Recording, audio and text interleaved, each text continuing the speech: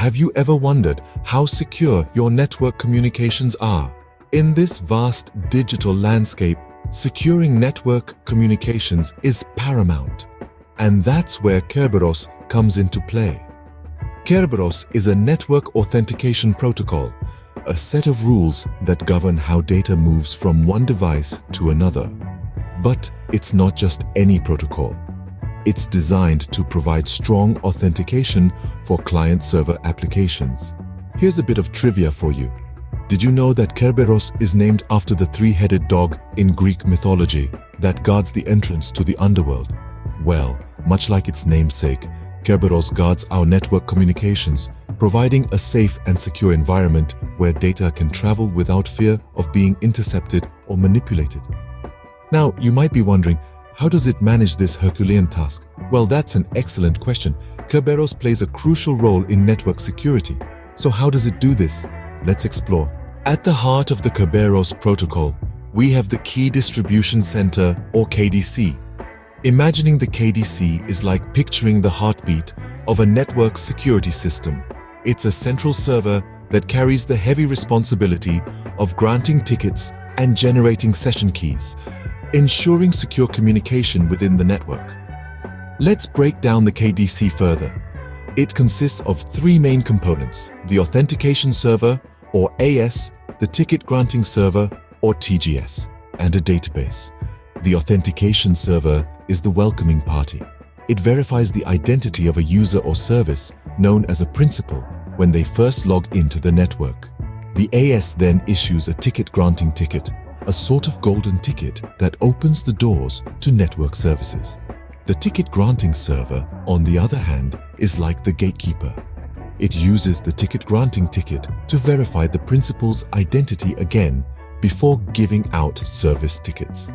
These service tickets give the principal access to network services. So the TGS is crucial in ensuring that only authorized users and services get access to the resources they need. Lastly, we have the database. This is where the KDC stores secret keys for all principals. It's like a secure vault holding all the keys to the kingdom. These keys are used in the ticket generation process, adding an extra layer of security. In essence, tickets are the cornerstone of the Kerberos protocol. They act as digital passports, granting access to various services within the network. But they're more than just entry passes. They also carry a session key that the principal uses to communicate securely with the network service. The KDC's role in all this? It's the trusted issuer of these passports, the one that ensures they are handed out correctly and securely. So, the KDC is essentially the trusted third party that makes secure network communications possible. In the world of Kerberos, we talk a lot about principals and tickets, but what are these? Let's start with principals. In the land of Kerberos, a principal is any entity that can be authenticated. It can be a user, a computer, or even a network service.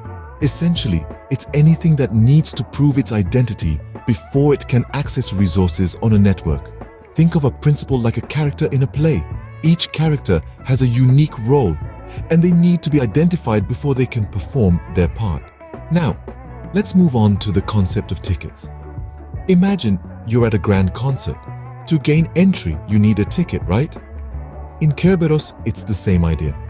Tickets are the golden passes that principals use to prove their identity. But these aren't just any ordinary tickets. They're electronic documents that contain crucial information about the principal, such as its identity and privileges. So how do these tickets come into play? Well, when a principal wishes to access a service, it first requests a ticket from the Kerberos server. This ticket is encrypted with a secret key that only the Kerberos server and the principal know. Once the principal has this ticket, it can present it to the service it wants to access. The service, in turn, verifies the ticket and grants access if everything checks out. But here's the clever part. These tickets have a limited lifespan. After a certain period, they expire and can no longer be used. This feature adds an extra layer of security, ensuring that even if a ticket falls into the wrong hands, it can't be misused indefinitely. Let's recap. A principal in Kerberos is an entity that needs to be authenticated, and a ticket is an encrypted document that the principal uses to prove its identity. Together, these two components form the foundation of the Kerberos Authentication Protocol. So, principals and tickets are the key players that help Kerberos maintain a secure network environment. Now, let's dive into the heart of Kerberos, its authentication process. Picture this: you're a client and you want to access a service on a server. But how do you prove your identity? Enter the Kerberos authentication process, a multi-step dance that ensures secure communication. The first step is the Authentication Service Exchange. As a client, you send a clear text message to the Authentication Server, or AS, stating who you are and which service you want to access. But here's the catch: you don't send your password. Instead, Kerberos uses your password to encrypt this message. The AS receives this message and looks up your secret key, which is just your password in a hashed form stored in its database. It uses this key to decrypt your message. If the decryption is successful, the AS knows you are who you say you are because only the right password could have decrypted the message correctly. Then the AS creates two items. The first is the ticket granting ticket, or TGT, which includes your identity, a session key, and the validity period. This TGT is encrypted using the secret key of the ticket granting server, or TGS. The second item is a copy of the session key, but this one is encrypted using your secret key. These two items are then sent back to you.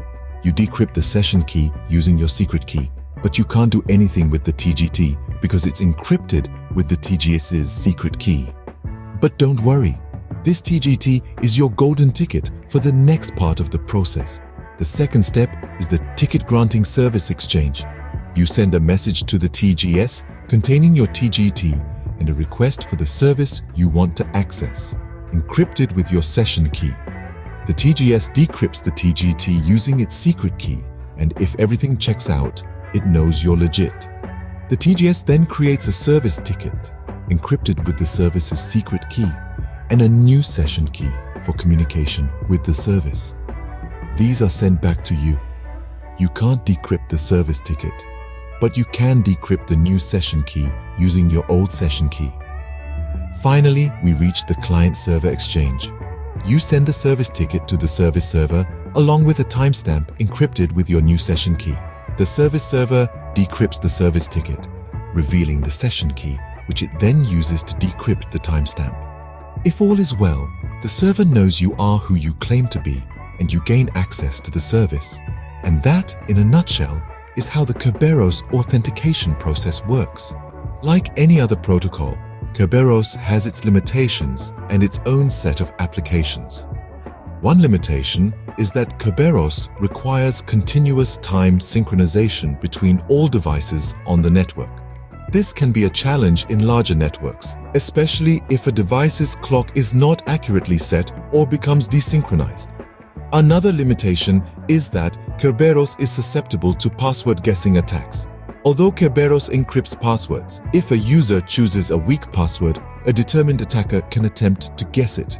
This is why it's crucial for users to choose strong, complex passwords and for administrators to enforce password policies. Furthermore, Kerberos is a single point of failure.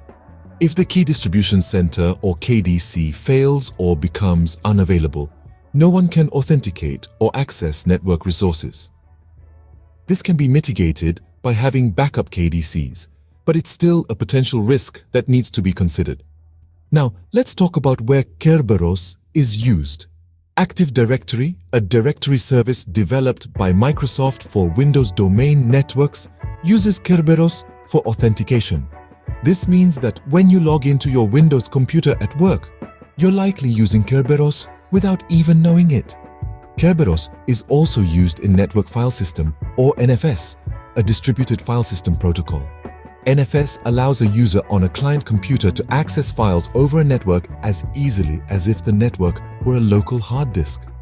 By using Kerberos, NFS can provide a secure means of accessing files across the network. Another application of Kerberos is in Samba, an open-source software suite that provides seamless file and print services to SMB CIFS clients. Samba uses Kerberos to authenticate users and secure their data. Despite its limitations, Kerberos is a robust and widely used protocol for secure network communications. So, there you have it, Kerberos in a nutshell. We've delved into the heart of this robust authentication protocol, exploring the key distribution center's pivotal role, principles, and tickets. We've walked you through the authentication process and shed light on the main components, namely the authentication server, ticket granting server, and the database. Despite its limitations and potential security concerns, Kerberos remains a stalwart in realms like Active Directory, NFS, and Samba authentication. Next time you log into a network, remember, Kerberos might be working behind the scenes to keep your data safe and secure.